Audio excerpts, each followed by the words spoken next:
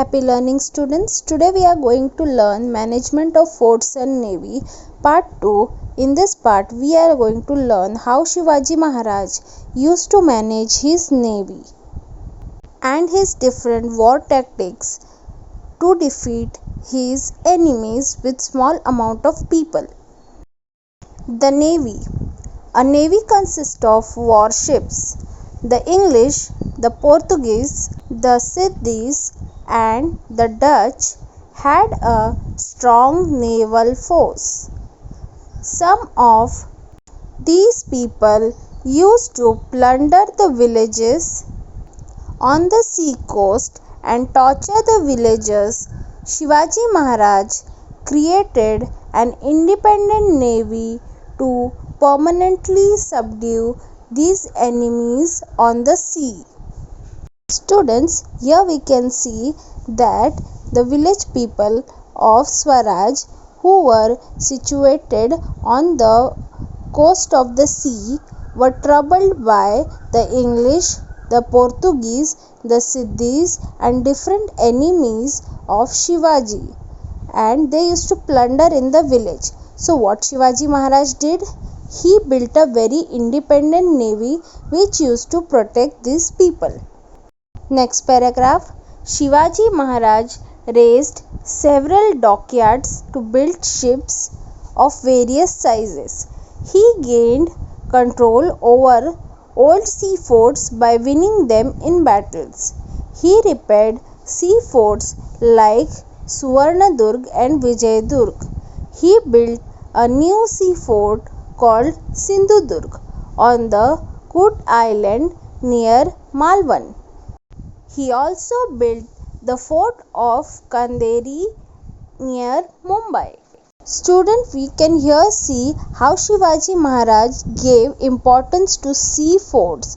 He repaired the forts of Vijayadurg and Suvarnadurg, and he also built the fort of Sindhudurg, which is very famous sea fort. He also built dockyards. Dockyard means place to make new ships of various sizes. He also built Kanderi fort near Mumbai. Next paragraph. The Swaraj Navy included people belonging to various sea-faring communities like Koli, Bhandari and Agri. Daulat Khan, Mainak Bhandari, Lay Patil, Darya Sarang, Tukoji Angre were some of the great men of his period skilled in navy warfare. Here we can see Shivaji's important quality of equality. He gave chance to all the people in his navy, especially he gave chance to the communities of seafaring, those who lived near the sea. Those were Kolis, Bhandaris and Agris. Some of his skilled men were Daulat Khan, Mainak Bhandari, Lay Patil, Darya Sarang, Tukoji Angre. Because of Maratha Navy, the English, the Portuguese, the Sindhis and the Dutch, who were the enemies of the Marathas, began to fear and respect them. Their nuisance of Swaraj was reduced by raising an independent and strong navy. Shivaji Maharaj defined his territorial waters and established domination over the coastal area. He safeguarded his sea coast. This navy was the first of its kind in medieval India. That is why he is rightly regarded as the father of Indian Navy. Students, here we can see that Shivaji Maharaj was called father of Indian Navy. Why is it? Because Shivaji Maharaj established an independent and strong navy and defined his territorial water, means in which water the other enemies cannot come. Shivaji Maharaj established navy, so all the other his enemies like English, the Portuguese, the Sindhis and the Dutch were afraid of them and they used to respect him. He safeguarded his coast, means he used to keep his coast, whoever the people were living on the coast, very safe and used to protect them. His navy was one of a kind, means it was very different concept to make a navy in medieval India. Next paragraph, intelligence department. There was a well organized and a very efficient system of army intelligence and espionage. Bahirji Naik was the chief of this branch.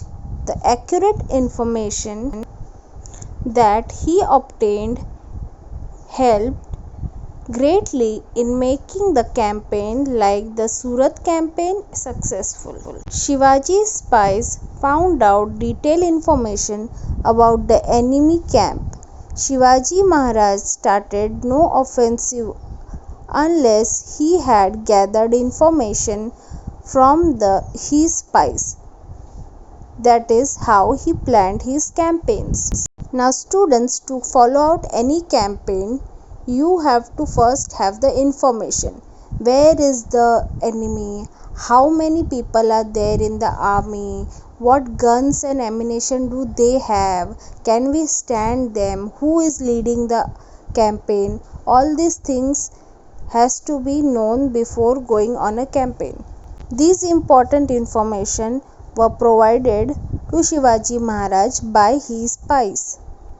For providing such kind of information, Bahirji Nayak was the head of his intelligence department, who used to give information about all these things so that Shivaji can carry out campaign like the campaign of Surat.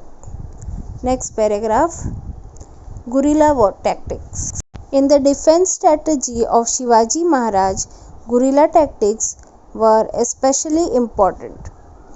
Guerrilla tactic includes sudden and unexpected attack on the enemy at a strategic place and time. The guerrilla army attacked the enemy and without giving them time to recover, reaches a safe destination. Shivaji Maharaj was helped by the dense forest and hill forest in the Sahyadri and the support of his subjects in this guerrilla warfare. Shivaji had very less people, very less Mawlas with him to fight the enemies. Those were also not skilled Mawlas, they were farmers and other people of all the caste and community. Then how these people used to fight big armies? They used to take help of guerrilla tactic. In this, they have to attack on the enemy where they were unaware, with the strategic plan and time in the particular place. They were expert in running and hiding in the forest and hill forts like Sahyadri. Also his subjects, means his people from his Swaraj, used to help him to hide and carry on these raids. This defense technique helped Shivaji Maharaj in various campaigns. Guerrilla tactic was specially very important in his warfare.